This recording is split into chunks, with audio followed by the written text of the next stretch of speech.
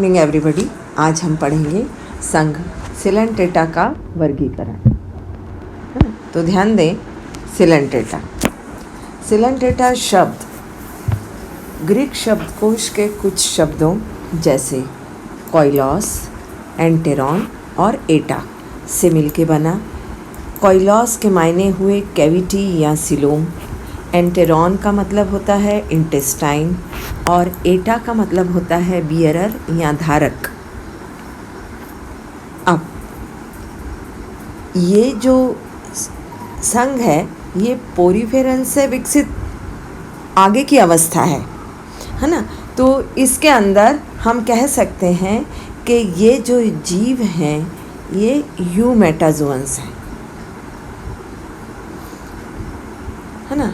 इनके पास एक internal cavity होती है जिसे सिलेंट्रॉन कहा जाता है, या इस कैविटी को गैस्ट्रोवेस्कुलर कैविटी भी कहते हैं। तो सिलेंट्रेटा शब्द इसके साथ भी अपनी स्थिति स्पष्ट करता है। इस संघ को सबसे पहले एरिस्टोटल ने एकल्फी कहा। एरिस्टोटल, तो आप यहाँ थोड़ा ध्यान दें, अगर हम अर्लियर उसमें जाएं तो एरिस्टोटल ने इसे क्या कहा? एकल्फी। एकल्फी के मायने होते हैं बिच्छू बूटी।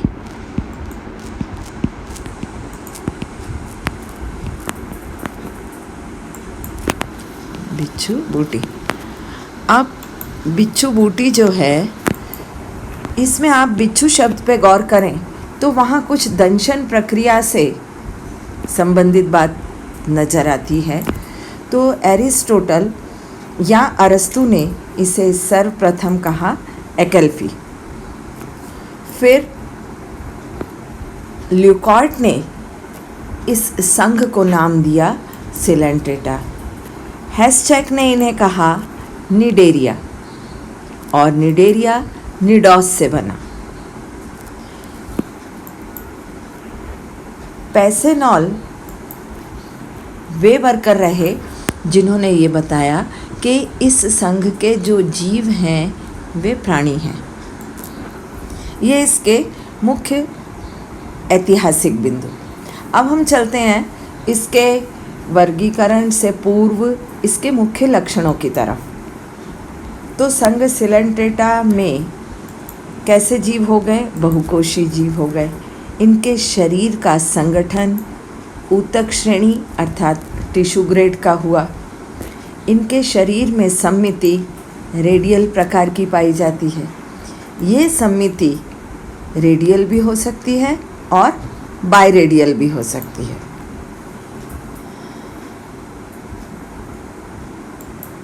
ये देखिए, ये चित्र यहाँ पे हमें इसकी सममिति की दोनों स्थितियों को स्पष्ट करता हुआ दिखाई देता है। अगर शरीर को इस प्रकार से हम एक किसी अक्ष के साथ काटते हैं तो हमें इसके अरिव्यवस्था में इस प्रकार की संरचनाएं मिलती हैं जो इसकी सममिति को स्पष्ट करती हैं। तो इधर वाला जो चित्र है, जैसे हम मान लें ये ए और ये बी, तो जो ए है वो रेडियल सममिति को दर्शाता है और जो बी है वो बायरेडियल सममिति को दर्शाता है। तो इस प्रकार ये सममिति स्पष्ट, इसका शारीरिक संगठन की बात समझ में आई और यह विकसित हुआ तो मल्टी सेल्यूलर या बहुकोषीय जीव के रूप में इसके सदस्य स्थापित हुए। इसके सभी जीव जलीय होते हैं, उसमें से भी अधिकांश मैराइन होते हैं और कुछ फ्रेश वाटर के होते हैं, जैसे हाइड्रा, ओवेलिया मैरीन का और हाइड्रा फ्रेश वाटर का, और भी अन्य हैं लेकिन ये परिचित उदाहरण। इसके जीव इसके जीव एकल भी हो सकते हैं और निवही रूप में भी मिल सकते हैं, अर्थात सॉलिटरी भी हो सकते हैं और कॉलोनियल भी हो सकते हैं। इसके जीवों में दो मुख्य अवस्थाएं पाई जाती हैं जिन्हें कहा जाता है पॉलिप और मेड्यूसा। पॉलिप और मेड्यूसा इन जीवों की एक महत्वपूर्ण विशेषता है, जिसमें हम देखते हैं कि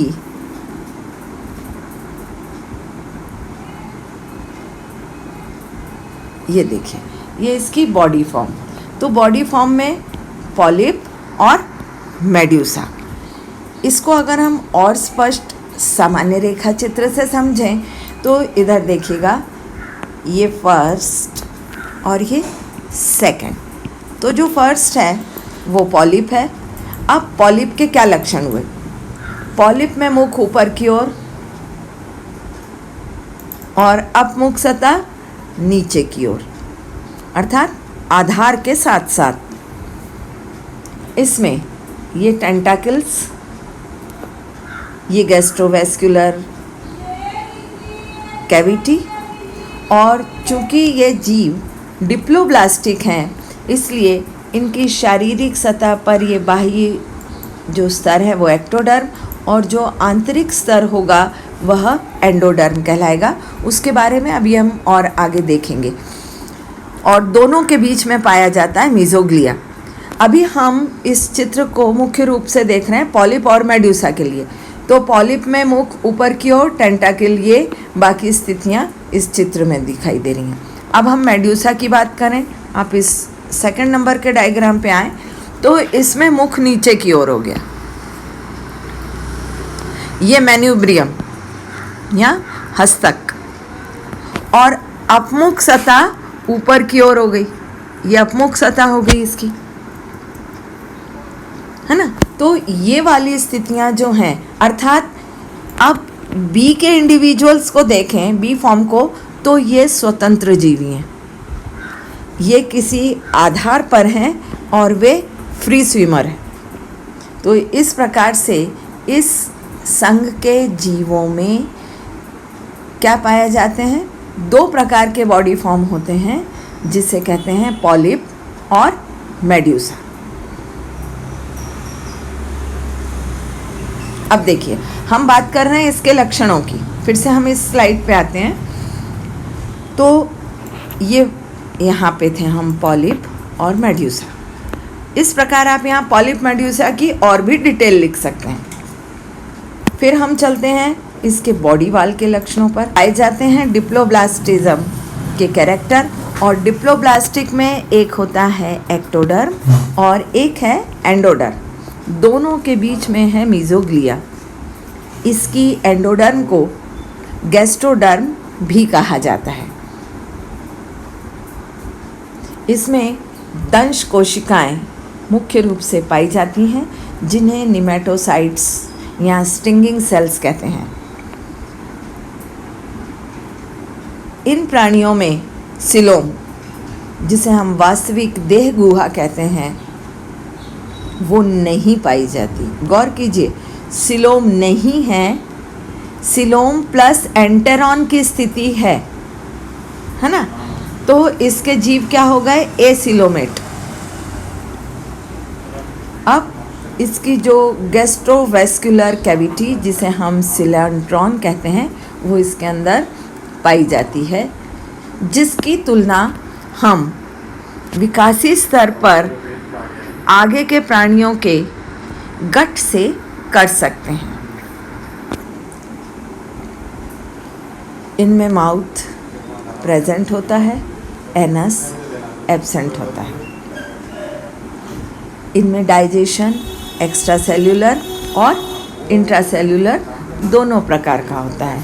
क्योंकि कैविटी लाइक संरचना बन गई है जिसे हम गैस्ट्रोवेस्कुलर कैविटी कह रहे हैं, इसलिए इसमें डाइजेशन एक्स्ट्रा सेल्यूलर भी हमें यहाँ मिलने लगा।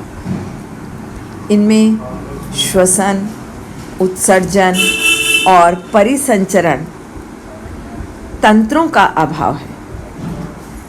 ये कार्य होते तो हैं, लेकिन इसके लिए अलग से सिस्टम नहीं है। इनका तंत्रिका तंत्र सामान्य प्रकार का होता है, जिसमें नर्व नेट्स पाई जाती हैं। इस प्रकार का तंत्रिका तंत्र प्रारंभिक या सरल प्रकार का तंत्रिका तंत्र माना जाता है। इन प्राणियों में प्रजनन अलैंगिक और लैंगिक दोनों विधियों से होता है। अब सेक्सुअल जो रिप्रोडक्शन है उसमें डेवलपमेंट इनडायरेक्ट है। इनडायरेक्ट डेवलपमेंट का मतलब हुआ इनमें लार्वल फॉर्म्स पाई जाती हैं, वो हम आगे भी देखेंगे। और इनके जीवन इतिहास में मेटाजेनेसिस या जिसे सम एकांतरण और पीढ़ी एकांतरण जैसी घटनाएं हमें दिखाई देती हैं। यह वही पूर्व में चित्र जो हम देख के आए हैं, जो इसकी सम्मिति को स्पष्ट करता है। यह वही कैरेक्टर जो इसके डिप्लोब्लास्टिज्म को दर्शाता है, एक्टोडर्म और एंडोडर्म। इसकी एंडोडर्म, पूर्व में मैंने आपसे कहा था, इसकी एंडोडर्म को हम गैस्ट्रोडर्म भी कहते हैं। और इन दोनों लेयर्स के मध्य अर्थात बाहरी एपिडर्मिस और आंतरिक गैस्ट्रोडर्मिस के मध्य एक जिलेटिनस स्तर है, जिसे हम कहते हैं, ये जिलेटिनस मटेरियल का एक स्तर जिसे हम कहेंगे मीजोग्लिया, है ना। तो ये जितने लक्षण हुए, अब आप इसकी इस बॉडी वॉल को देखिए। यहाँ पर भी दो चित्र हैं, एक ये बॉडी वॉल को बताता है ए वाला, और जो बी वाला है यह चित्र ये दंश कोशिका की संरचना को स्पष्ट करता है। तो पहले हम देखते हैं ए को। ए में ये जो ऊपर का भाग है ये है एक्टोडर्मिस। अब एक्टोडर्मिस में क्या क्या है? एक्टोडर्मिस में यह तो सामान्य एक्टोडर्मल सेल्स है ना, ये रही एक्टोडर्मल सेल। एक्टोडर्मल सेल्स के बीच बीच में अंतराली कोशिकाएं, जिन्हें कहते हैं इंटरस्टिशियल सेल्स। उसके अतिरिक्त सिलेंटेटा को हमने निडेरिया भी कहा। और निडेरिया क्यों कहा? कि इसके अंदर दंशन कोशिकाएं पाई जाती हैं, तो जिन्हें हम कहते हैं निमेटोसाइट। तो ये रही एक निमेटोसाइट। ये जो निमेटोसाइट यहाँ आपको दिख रही है, ये क्लोज्ड अर्थात अभी एक्टिव नहीं हुई है। लेकिन अब आप इस बी चित्र पे आए तो इस बी डायग्राम पे हमें क्या दिखता है?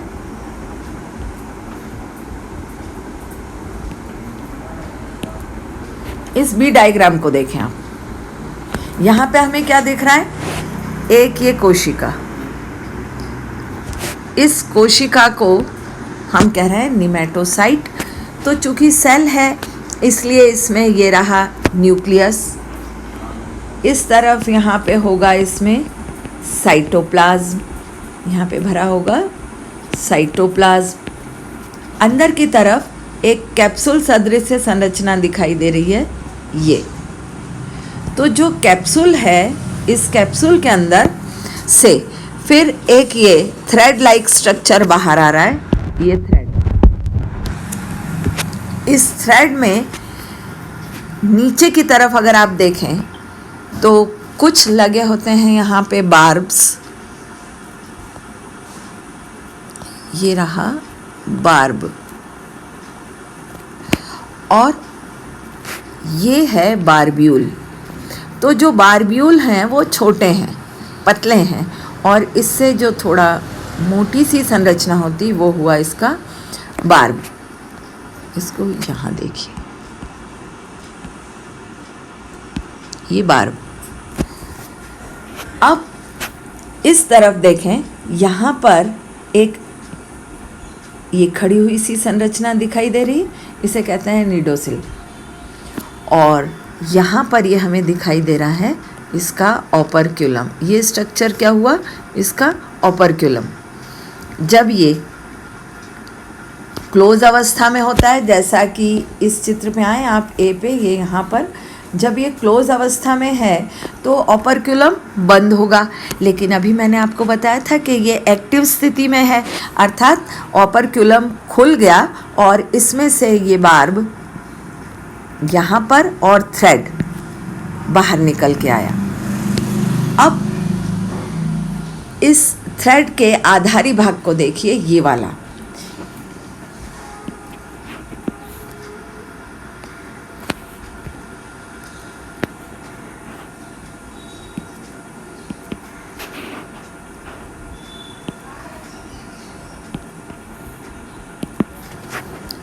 ये आधारी भाग है ना, ये जो आधारी भाग है ये कहलाता है इसका बुट या हस्तक सदृश संरचना। और इसमें यहाँ और अंदर को चले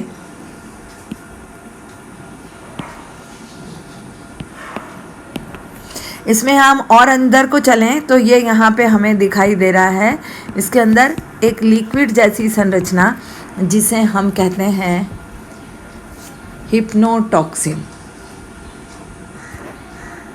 तो समझ रहे हैं ना इसके स्ट्रक्चर को। हम पढ़ रहे हैं निमेटोसाइट के कैरेक्टर, जो कि सिलेंट्रेटा संघ की एक महत्वपूर्ण संरचना है, जिसकी उपस्थिति के कारण हैस्चेक ने इस संघ का नाम दिया था निडेरिया।